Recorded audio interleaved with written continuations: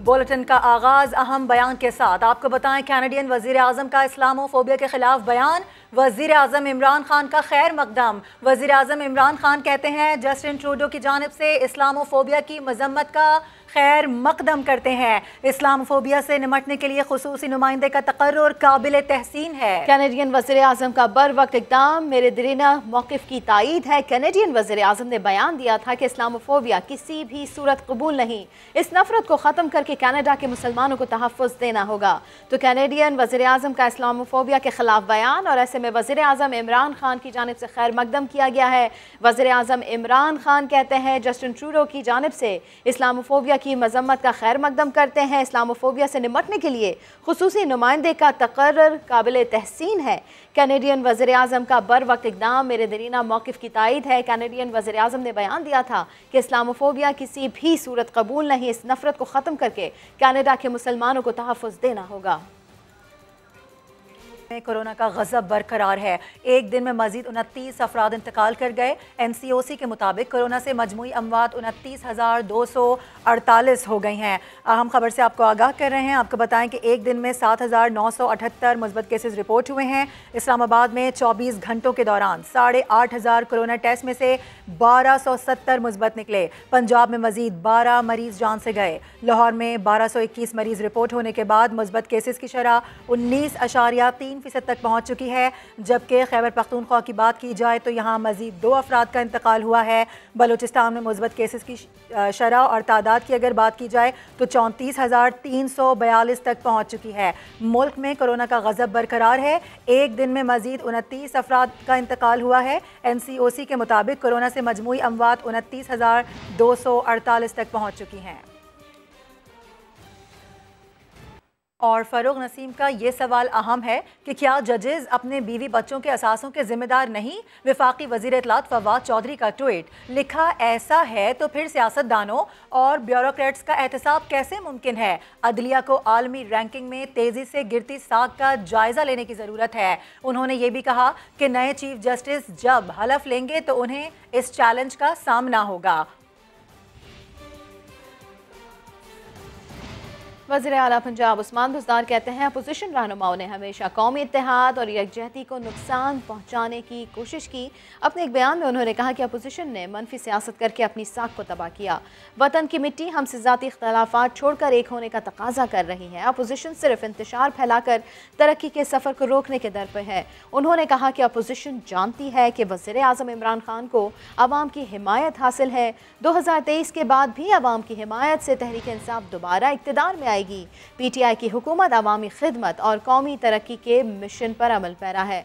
तो आपको बताएं कि वज़ीर आला पंजाब सरदार उस्मान बुज़दार वो ये कहते हैं कि अपोजिशन रहनुमाओं ने हमेशा कौमी इत्तेहाद और यकजहती को नुकसान पहुँचाने की कोशिश की है।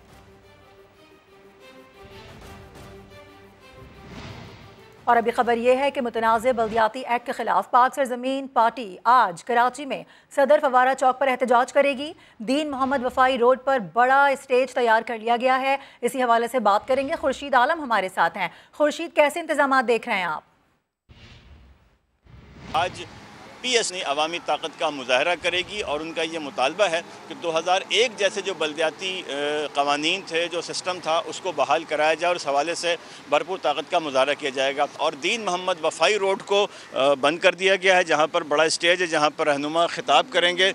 इसके अलावा ट्रैफिक डाइवर्जन के हवाले से बताते चलें कि जो ज़ैनब मार्केट है 2 बजे के बाद वो जो सड़क है अब्दुल्ला हारून रोड वो बंद कर दी जाएगी। उसके बाद सदर से क्लिफ्टन जाने वाले ट्रैफिक के लिए जो रास्ता होगा वो अहमद जन्ना रोड के ज़रिए होगा या फिर वो दाऊद पोता रोड से होकर के शारा फैसल और फिर क्लिफ्टन 3 तलवार तक जा सकेंगे। इसी तरह जो अब्दुल्ला हारून रोड का वो ट्रैक जो मेट्रोपोल से ज़ैना मार्केट की तरफ आता है उसको भी तवक्को है कि ट्रैफिक पुलिस और पुलिस की नफरी 3 बजे के बाद उसको बंद कर देगी और इस तरह जो ट्रैफिक डाइवर्जन है उसके मुताबिक उस पर अमल किया जाएगा। साउथ जोन की जो पुलिस है उसकी भारी नफरी डिप्लॉय की जा रही है मुख्तलिफ अहम रूट्स पर, क्योंकि इंतज़ामिया को इस बात की तवक्को है कि शायद PSP CM हाउस की तरफ रुख ना कर ले। लेकिन मजमूई तौर पर अभी सूरत हाल ये कि सड़कें ट्रैफिक के लिए खुली हुई हैं और मुख्तलिफ रहनुमाओं की आमद का सिलसिला 2 बजे शुरू हो जाएगा। जी। बहुत शुक्रिया, अपडेट कर रहे थे आप। सिंध असम्बली में अपोजिशन लीडर हलीम आदिल शेख ने जमात इस्लामी और पीपल्स पार्टी के मुआहदे को मुस्तरद कर दिया। कहा कि जमात इस्लामी या तो खुद मामू बन गई है या हमें मामू बनाया जा रहा है। ये मुआहदा तहरीक इंसाफ के खिलाफ कोई बड़ा गेम लग रहा है। परसों से बगलें बजाई जा रही हैं, या तो खुद मामू बन गए हैं या हमें मामू बनाया जा रहा है। 2013 में अब्बासी शहीद हमारा मतलब उसका था, लोकल गवर्नमेंट का ही था, अब भी है। डेंटल कॉलेज लोकल गवर्नमेंट के पास था, अब भी है। क्या कर लिया, प्राइमरी स्कूल इसके अंदर भी 2 लोकल गवर्नमेंट के पास थे, अब भी है। वापस क्या कराया आपने? तो इसको मामू भांजे ने मिलकर इस काले कानून को लेजिटिमेट कर दिया। इस मुआहदे के बाद ये जो मुआहदा है, ये जिसके ऊपर ढोल ताशे बजाए जा रहे हैं, इसके बाद भी ये सब कुछ मौजूद है, कुछ नया नहीं हुआ है। हमें को बहुत बड़ा गेम लग रहा है। ये प्री इलेक्शन हमें कोई एडजस्टमेंट लग रही है। मिला के मामू ने कहा पहले मेरी जान तो डालो, वो मुझे पोजीशन तो बनाओ, फेस सेविंग तो दो। मामू को तैयार करके पीटीआई के सामने खड़ा करने के लिए तैयार किया कि मामू साहब ये जुल्म ना करें, ये 2 नंबर कानून है, इसको आपने पास कर दिया है। और अभी खबर यह है कि कराची पुलिस का एक और अफसर डकैतियां कराने और डाकुओं को तहफ़्फ़ुज़ फराहम करने में मुलव्विस निकला। अदालती पेशकार भी पैसों के लिए जाली कागजात पर खतरनाक मुजरिमों को रिहा कराने के धंधे में लगे हुए हैं। ये तहलका खेज इंकशाफात डकैतियों में मुलव्विस मुल्ज़िमान ने दौरान तफ्तीश किए हैं। इसी पर रिपोर्ट तैयार की है शाहनवाज अली कादरी ने, आपको दिखाते हैं।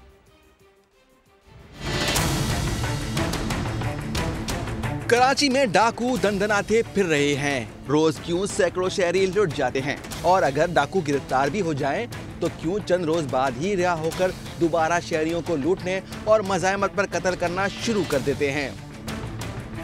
हमने वारदातियों का खोरा ढूंढने की कोशिश की तो डकैतों का ताक़ुब हमें एक पुलिस अफसर तक ले आया। जी हाँ, AVLC में तैनात एहलकार ASI खिजर हयात कई बरसों से वारदातें कराने में मुलव्विस निकला।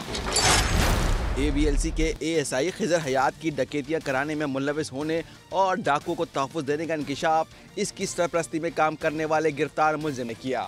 खलील अहमद नामी मुल्ज़िम इससे पहले 8 बार गिरफ्तार हो चुका था और हर बार खिजर हयात के सिस्टम की वजह से छूट जाता था और फिर डकैतियां शुरू कर देता था। मेरा नाम खलील अहमद वल हबीब रज़ा खान है और मैं तकरीबन 1990 से मैं डकैतियों की वारदातों में मुलव्विस हूँ।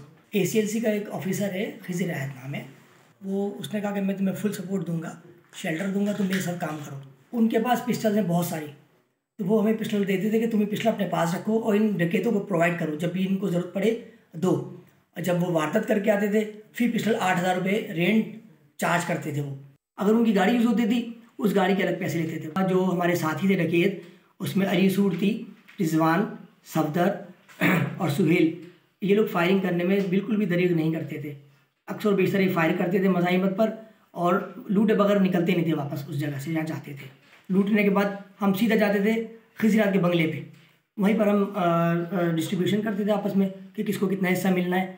सबसे ज़्यादा खिजरात को हिस्सा मिलता था। मुल्ज़िम खलील अहमद ने जालसाजी के ऐसे धंधे का इंकशाफ किया जिसमें अदालती अमला भी मुलव्विस है। खलील अहमद जो खुद जाली दस्तावेज़ात बनाने का भी माहिर है, इसका कहना है कि अदालती पेशकार रिश्वत के एवज़ जाली कागजात पर भी खतरनाक तरीन मुजरिमों को रिहा कराने में उनके मददगार हैं। उसमें हमारे साथ पेशकार भरपूर ताउन करते हैं। पेशकार ताउन करते हैं जनाब, क्योंकि हम अगर छोड़िए पैसे देते 30,000 रुपये, तो उसमें आधे पैसे पेशकार को जाते हैं। 30,000 में से 15,000 पेशकार के होते हैं, 15,000 में वकील और हमारा उसमें तमाम खर्चा मिलता है। तो पेशकार में बाय हैंड वेरिफिकेशन देते हैं, हम वेरीफाई करा के वापस जमा कराते हैं और बंदा रिलीज़ हो जाता है। अब तो कितनी ज़मानतें आपने कराई हैं जाली?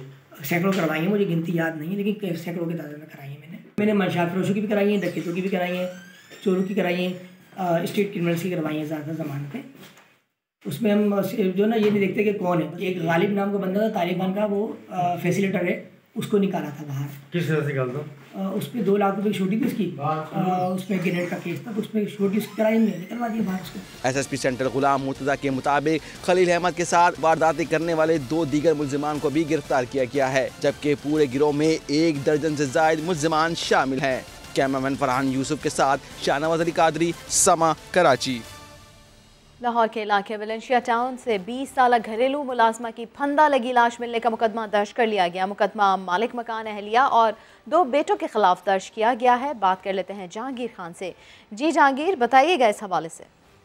ये मुकदमा थाना सत्तू कतला में मकतूला उमेरा के भाई की मुद्दत में दर्ज किया गया है। पुलिस का ये कहना है कि जो मालकान हैं जिनको मुकदमा में नामजद भी किया गया है उनको शामिल तफ्तीश किया जा चुका है।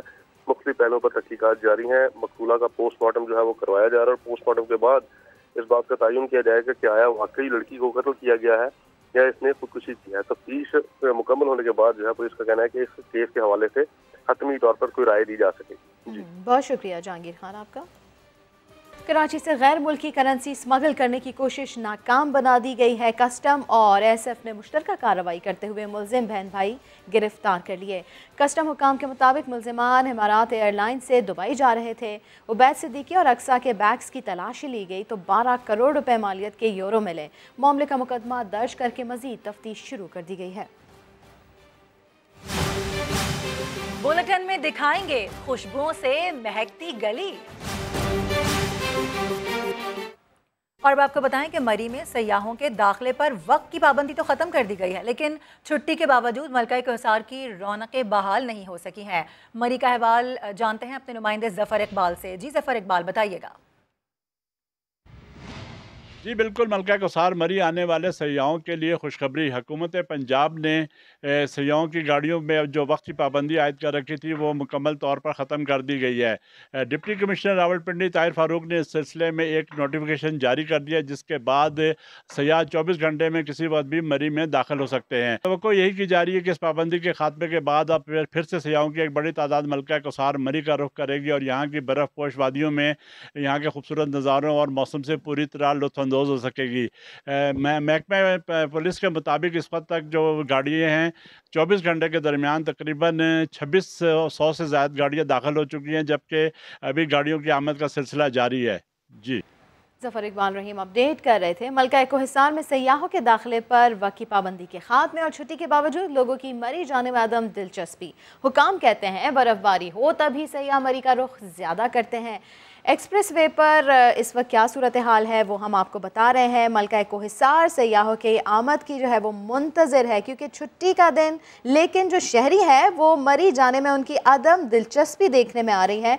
ऐसे में हुकाम वो ये बता रहे हैं कि एंट्री पॉइंट से मकामी लोगों की आमदोरफ्त ज़्यादा है, सयाहों की काफ़ी ज़्यादा कम है। बात कर लेते हैं वहाब कामरान से। Wahab, express way entry point पर इस वक्त क्या सूरत हाल आप देख रहे हैं? देखिए, वक्त की पाबंदी तो ख़त्म हो चुकी है सयाहों के लिए। पहले हुकाम की जानिब से सुबह 5 से शाम 5 बजे तक मरी में दाखिले का वक्त दिया गया था सयाहों को, ताहम अब ये पाबंदी ख़त्म कर दी गई। लेकिन इसके बावजूद हालांकि आज छुट्टी भी है, सयाहों की बहुत कम तादाद देखने को मिल रही है। इस वक्त हम मरी एक्सप्रेस वे पॉइंट पर मौजूद हैं। ये एंट्री पॉइंट है मरी का इस्लामाबाद से, लेकिन इस वक्त भी सयाहों की तादाद जो है वो मामूल के मुकाबले में इंतहाई कम है। मोटरवे पुलिस हुकाम से हमारी बात हुई है, उनका कहना है कि तकरीबन 10% रूटीन के मुकाबले में इस वक्त सयाह मरी जा रहे हैं। और एक वजह तो यही है कि मरी में बर्फ़बारी भी नहीं हो रही है। दूसरा, सोशल मीडिया पर जो बायकॉट मरी की मुहिम जारी है उसके भी असरात हैं कि सयाह आज छुट्टी के बावजूद मरी में कम जा रहे हैं। जी अच्छा, इससे पहले क्या पाबंदियाँ थी वो भी हमारे नाज़रीन को बता दें। देखिए, इससे पहले सयाहों के लिए ये पाबंदी की गई थी कि एक तो सुबह 5 बजे से शाम 5 बजे तक सिर्फ 12 घंटों का वक्त दिया गया था सयाहों को मरी में दाखिले के लिए, और शाम 5 बजे के बाद सयाहों को कोई इजाज़त नहीं दी जाती थी मरी में दाखिले के लिए, ख़ास तौर पर जो सानिया हुआ बर्फ़बारी के दौरान। और ज़ाहिर है सयाहों की तादाद बहुत कम थी और गुज़िश्ता 24 घंटों के दौरान भी हमने देखा है कि 2600 सिर्फ गाड़ियाँ दाखिल हुई मरी में। ताहम आज तो सूरत हाल उससे भी कम है और सयाह बहुत कम तादाद में जा रहे हैं। कम तादाद में सयाह जो है वो मरी का रुख कर रहे हैं। बहुत शुक्रिया वहाब कामरान। हमें बरसाती नाले खस्ता हाली और टूटने के बाद शहरियों के लिए वबाल जान बन गए हैं। रिपोर्ट कर रहे हैं मोहम्मद आतिफ। कोयटा में 3 अरब रुपए की लागत से 11 साल कबल बरसाती नाले तामीर किए गए, लेकिन नाकिस मटीरियल के इस्तेमाल और मनसूबा बंदी के फुकदान के सबब तमाम नाले खस्ता हालत में हैं। ट्रैफिक के भारी दबाव के सबब ढक्कन टूट चुके। शहरियों का कहना है कि किसी भी वक्त बड़ा हादसा रुनुमा हो सकता है। ये स्लीपें टूटी हुई है, ट्रैफिक जाम हो जाती है, लिहाजा गवर्नमेंट से ये अपील है कि इसको मरम्मत करें।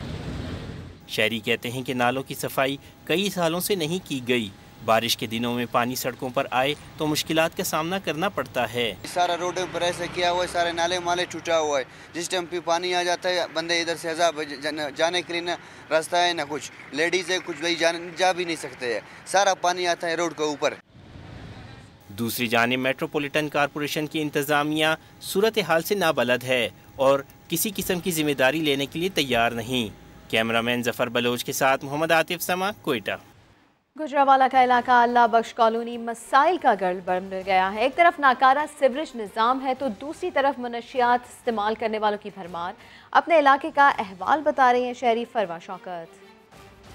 मेरा नाम फरवा शौकत है और मैं गुजरावाला अल्लाह बख्श कॉलोनी की रहायशी हूँ। इस इलाका में मसाइल के अंबार हैं, गलियों में पानी खड़ा हुआ है, गलियाँ भी टूटी फूटी हैं। हम शिकायतें कर कर के थक गए। दूसरा बड़ा मसला मंशियात फरोशी के अड्डे हैं जिन्होंने नई नस्ल को ज़हनी और जिस्मानी तौर पर मफलूज किया हुआ है। कोई इनकी चेकिंग करने वाला नहीं है। जो नशा बेचते हैं ना उनको कोई पकड़ता है, जो नशा खरीद के पीते हैं ना उनको कोई पकड़ता है। तीसरा अहम मसला मुनाफाखोरी है। सब्जी वाले और फ्रूट फरोश मन चाहे दाम वसूल करते हैं, कोई इनकी चेकिंग करने वाला नहीं। जो चीज़ 7 के इलाका में 20 की मिलती है वो यहाँ 40 की आकर बेचते हैं। इंतज़ामिया इसके लिए कोई कार्रवाई नहीं कर रही। जैसे ही सर्दियाँ शुरू होती हैं या गैस नहीं आती, सारा दिन गैस नहीं आती। सुबह स्कूल बच्चे भूखे जाते हैं, जब वो वापस घरों में आते हैं तब भी भूखे सो जाते हैं, लेकिन गैस नहीं आती। हमारी हुकूमत से दरख्वास्त है कि हमारे मसले हल करें। आपको बताएं कि रावलपिंडी की आबादी वक्त के साथ कई गुना बढ़ चुकी है। सड़कों पर गाड़ियों की तादाद भी इसी तनासुब से बढ़ी, मगर सड़कें वही पुरानी हैं। सुबह से रात ट्रैफिक जैम से शहरियों की जिंदगी अजीरन हो गई है। सदाकत अली रिपोर्ट करेंगे।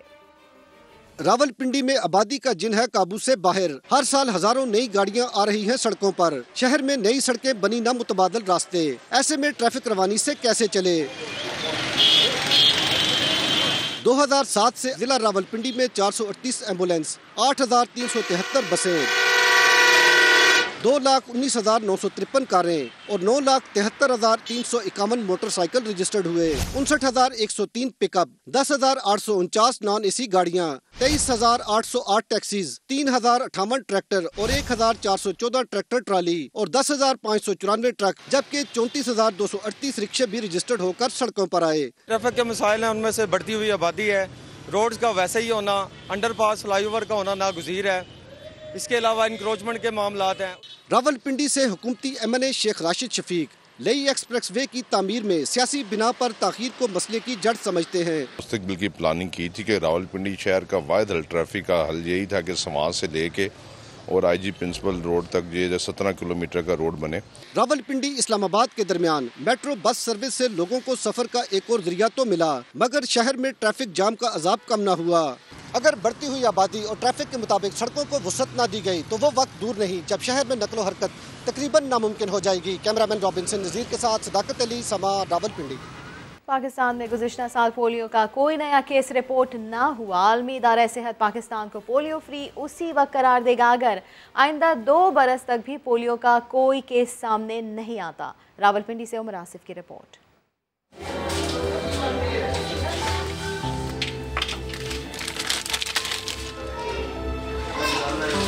सुबह सवेरे अरीज बहराम पोलियो वैक्सीन की चमकती शीशियों से भरा कूलर दुरुस्त करती है। अरीज और इसके साथी को देखते हुए इनका मुहाफिज अपनी राइफल उठाकर मुस्तैद हो जाता है। अब काम शुरू होने को है। रावलपिंडी के मज़ाफ़ात में घर घर जाकर इन्हें बच्चों के मुंह में गुलाबी रंग की कड़वी दवाई के कतरे टपकाने हैं। इनका हर बढ़ता कदम मुल्क को महफूज बना रहा है, जिसके लिए अरीज हर कड़वा घूंट पीने को तैयार है, चाहे इसकी कीमत इसकी जिंदगी ही क्यों न हो। जिंदगी या मौत खुदा के हाथ में है, सिर्फ मुश्किल होने की बिना पर हम इसे छोड़ नहीं सकते। 2012 से लेकर अब तक 70 पोलियो वर्कर्स दहशतगर्दों के हाथों जाने गंवा चुके हैं। पोलियो वायरस का आखिरी इन्फेक्शन पिछले साल 27 जनवरी को रिकॉर्ड किया गया था। साल गुजर गया पर कोई नया केस सामने नहीं आया। इस मोहलिक बीमारी को जड़ से उखाड़ फेंकने के लिए एक मुल्क को लगातार 3 साल तक पोलियो से पाक होना जरूरी है, लेकिन जहां वैक्सीनेशन टीमों को हमा वक्त मज़ाहमत का सामना हो, वहां 12 माह भी एक तवील अरसा है। पोलियो वर्कर आसान टारगेट हैं। पोलियो की जंग में दहशतगर्दी का खात्मा भी जरूरी है। हम पोलियो को शिकस्त देने जा रहे हैं, हम अस्करियत पसंदी को शिकस्त देने जा रहे हैं। नाइजीरिया ने पिछले साल पोलियो का बाज़ाब्ता तौर पर खात्मा कर दिया। अब पाकिस्तान और अफगानिस्तान दो ऐसे मुल्क रह गए हैं जहां अपहज कर देने वाली ये बीमारी एक वबा बनी हुई है। रिफ्यूज़ल का जो मामला है ये बड़ा टेक्निकल सी चीज़ है, इसकी मुख्तलिफ वजूहात हैं। कई दफ़ा लोगों को मामले की बारीकी नहीं पता होती, उनको इन्फॉर्मेशन गलत दी गई होती है, मिसगाइड किया गया होता है। पूरा एक प्लान है, उसके तहत हम काम कर रहे हैं और हम लोकल और मकामी ज़रूरियात और मामलात को साथ लेकर चलना चाह रहे हैं ताकि रिफ्यूज़ल जो हैं वो कम से कम हो। मुल्क में इंसदादे पोलियो मुहिम 1994 से जारी है। लगभग 2.5 लाख वैक्सीनेटर्स मुहिम चलाने का बीड़ा उठाए हुए हैं और वो दिन दूर नहीं कि पाकिस्तान भी मुसलसल 3 साल पूरे करके पोलियो से पाक मुल्क की हैसियत से तस्लीम किया जाएगा। कैमरामैन अवैस काजी के साथ उमर आसिफ, समा, रावलपिंडी। Welcome back. इस्लामाबाद में पाक व्यू क्रिकेट लीग के सनसनीखेज मुकाबले जारी हैं। आज 3 क्वार्टर फाइनल, सेमीफाइनल्स और फाइनल खेला जाएगा। असलम खोकर की रिपोर्ट।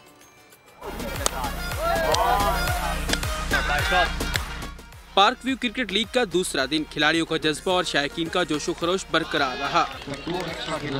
6 लीग मैचेस के बाद park view and agency marketing के दरमियान क्वार्टर फाइनल खेला गया। कम रोशनी के बेस्ट डकवर्थ लुइस मेथड के तहत पार्क व्यू सिटी की टीम फातेह करार पाई। तो ओवरऑल बड़ा ज़बरदस्त क्रिकेटिंग एनवायरनमेंट बना हुआ है। जितने हमारे सेल्स पार्टनर्स हैं, हमारी सेल्स टीम है, वो आपस में अपनी फैमिली के साथ एंजॉय कर रहे हैं। Chairman fair deal marketing Chaudhry Abdul Rauf का कहना था कि पार्क व्यू सिटी हमेशा शहरियों के लिए शानदार तफरीह के मौके पैदा करता है। पार्क व्यू की जो मैनेजमेंट है, उन्होंने क्रिकेट हो, आपका न्यू ईयर नाइट्स का इवेंट हो या इंटरटेनमेंट के जो इवेंट्स होते हैं उसमें भरपूर सपोर्ट करते हैं। शौकीन कहते हैं ऐसे इवेंट्स जितने हों कम हैं। मैं अपनी टीम की हौसला अफजाई के लिए इधर आई हूँ। इंशाल्लाह मुझे लगता है हम जीतेंगे। इस टाइम इस तरह हो रहा है कि पार्क व्यू सिटी इस तरह की लीग करवा रहे हैं और बहुत अच्छा लग रहा है। सब यहाँ पे जो है टीम्स आई हुई हैं और बहुत मजा आ रहा है। खिलाड़ियों की हौसला अफजाई के लिए chairman park view city Aleem Khan भी मैदान में पहुँचे। टूर्नामेंट के बाकी क्वार्टर फाइनल, सेमीफाइनल्स और फाइनल इतवार को खेले जाएंगे। पार्क व्यू क्रिकेट लीग की सूरत में शहर इक़्तिदार में एक सेहतमंदाना सरगर्मी जारी है और नौजवान नस्ल के लिए ऐसी सरगर्मियाँ वक्त की अहम जरूरत है। कैमरामैन राहिल कुरैशी के साथ असलम खोकर, समा, इस्लामाबाद। और पाकिस्तान में आइस हॉकी का आगाज कैसे हुआ, बेटे का शौक और बाप की मेहनत रंग लाई। बाप बेटे की कहानी देखिए मंजर शिगरी की ज़बानी।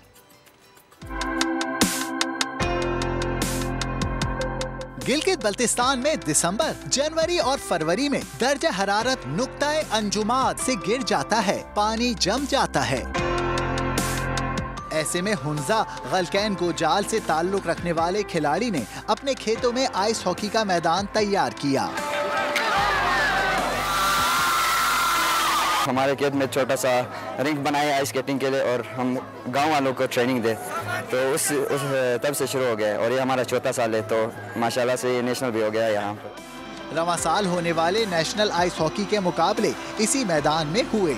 हमारे यहाँ हुंजा गिलगित बल्तिस्तान में तकरीबन ज़्यादातर इलाके पे सर्दियों में ज़िंदगी मुंजमद होकर रह जाती है।